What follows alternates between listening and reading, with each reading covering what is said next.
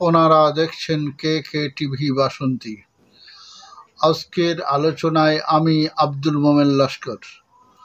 আলোচ্য বিষয় শোথ, উদরী বা জল সঞ্চয় রোগে হোমিওপ্যাথি ঔষধ বেলেডোনার ব্যবহার। আগে থেকেই সব সময় বলি, আজও বলছি, হোমিওপ্যাথি ঔষধ প্রয়োগ লক্ষণ ব্যতীত কখনো ঔষধ ব্যবহার করা যায় না, আর ব্যবহার করলেও তাতে কাজ হয় না।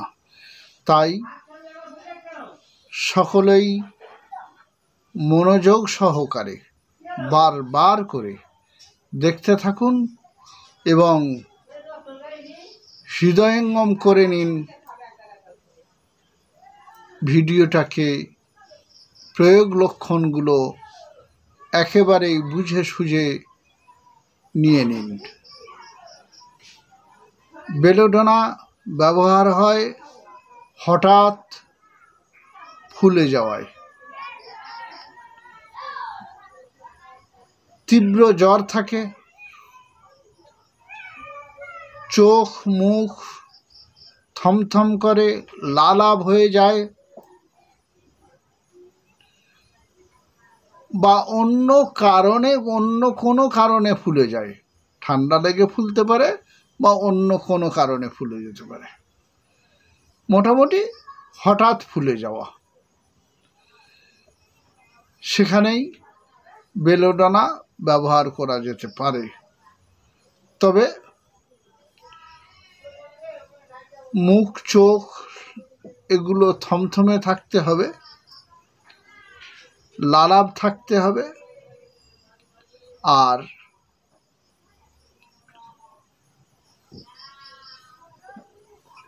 ঘুম ঘুম ভাব থাকে, কিন্তু চোখ বন্ধ রাখতে পারে না। চোখ বন্ধ করলেই চমকে ওঠে, কি যেন দেখে, চমকে ওঠে। চোখ বন্ধ করলেই কি যেন দেখে, চমকে ওঠে। আর বেলেডোনার যে কোনো কষ্ট, ফোলা হোক বা অন্য যে কোনো রোগ হোক, সব সময় মনে রাখতে হবে হঠাৎ আসে আর হঠাৎ চলে যায়। তার মানে একদিন, দুদিনও থাকতে পারে, 2 ঘন্টাও থাকতে পারে। সকালে ফোলা আছে, দুপুরে নাই, দুপুরে ফোলা আছে, সন্ধ্যায় নাই,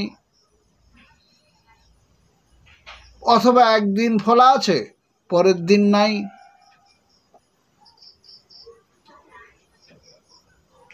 দুদিন ফোলা আছে, তার পরের দিন নাই। যতক্ষণ থাকে ফোলা, হঠাৎ আবার চলে যায়। এই কথা কটা মনে রাখলেই, বিশেষ করে হঠাৎ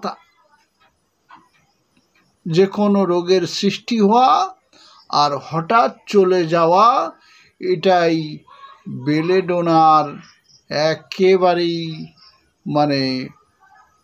প্রয়োগ লক্ষণের শীর্ষ মানসিক লক্ষণ বলা যেতে পারে।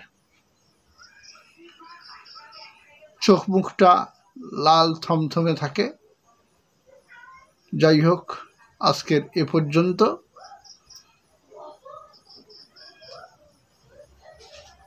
তার আগে একটি কথা আবার স্মরণে এসে গেল, নাড়ি দপদপ করে, নাড়ি দপদপ করে।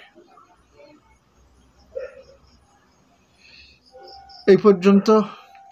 ভালো থাকুন, সুস্থ থাকুন, আর সাবস্ক্রাইব করুন কে টিভি।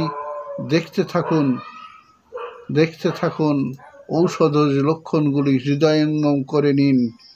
যারা দেখে থাকেন তারা অনুভূতি ও অনুধাবন বোঝাতে লাইক ও কমেন্ট করুন। ধন্যবাদ, ভালো থাকুন, সুস্থ থাকুন।